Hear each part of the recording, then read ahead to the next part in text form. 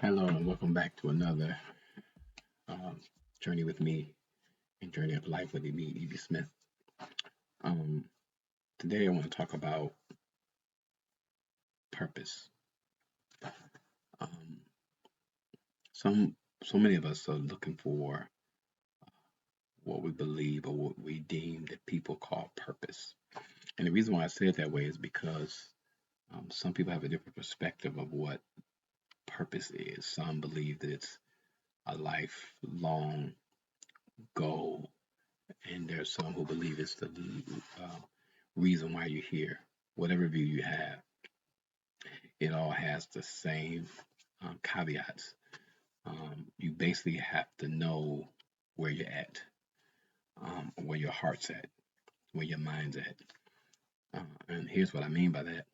I ran into a young man today at the park, and I was glad to meet him um, while I was doing my walk. And the short story of it is, he now knows that he needs to be looking for something that fulfills him so that he can do the things that he uh, is planning on doing. Um, I mean, we can do this whole drawn out series about that, but ultimately, I told him don't chase the money. He and I are in similar industries, um, the maintenance industry.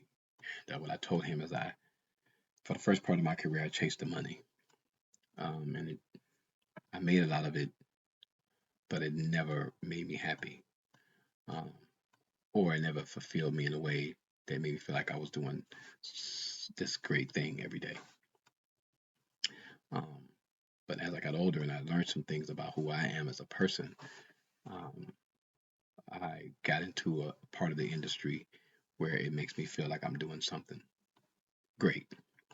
Um, and if you don't have those two things meet, where you're good at something and you feel like you're doing something great, if those don't meet, it's just in my opinion, the years that I've lived, I can tell you that you're not going to do them very long.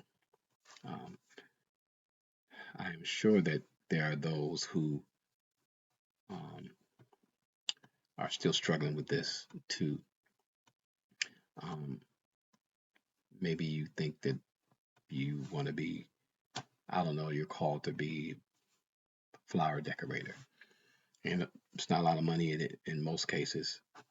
Um, and when you try to get into something like that, it's got these nuances that you're not ready to do, right?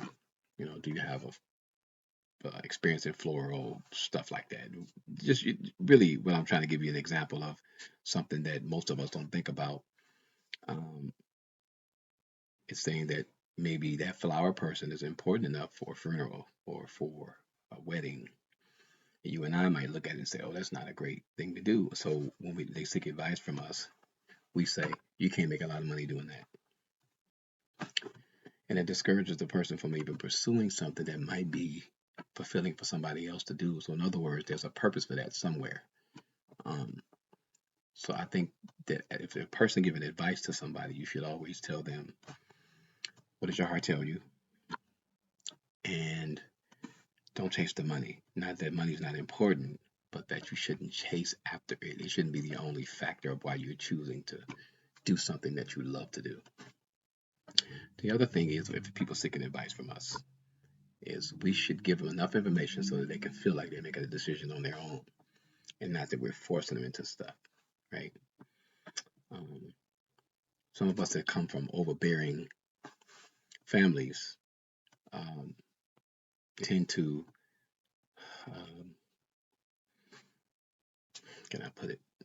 They seem to urge you to do what they think you should do, and not what is best for you as a person. And then you have to decide that. Um, we should always be a lending hand to the person that's asking us a question. Again, not to infuse our thoughts and our desires on other people and what we think is important. Um, my daughter and my kids are dating, they're older kids, and so sometimes um, there's some opposing views of what I think they should do. And the one of the ways I try to um, equalize that is by saying, here's the information. Here's what I think you should do based on my experiences. But then I also find the pros and cons of the other advice they've gotten. Sure, I want them to follow my advice. No doubt about that. But ultimately, because they're looking for something that fulfills them, and because of something they might do for the rest of their life, because of something they're going to take up a lot of their time, it should ultimately be something that they have enough information about to choose to do on their own. What else I want to say about this? So if you're the receiver of that information and people are giving you advice, and because I can kind of leave it at that. Um, what kind of lifestyle do you want to live? Like, you know, some people want to live in a just extravagant house and extravagant furniture and go on extravagant trips and having nice cars, but that requires some things. So maybe you are gonna have to chase the money in order to do those things because those things have a lot of expenses attached to it. But if you're a person that wants a simple life, simple things, um, you can get away with not having to chase the money, really. And maybe it's a blend of both. I don't know. I made choices on both ends of that, and I find that the way I live now is the way I want to live, so that I can pursue other things. Um, Again, that's the first thing is how do you want your lifestyle to be? What do you want to want it to look like? How are you going to be comfortable? Are you comfortable going one trip a year, or two a year, or three a year, or none? You have to decide that. The other thing is number two. What are you willing to sacrifice for it?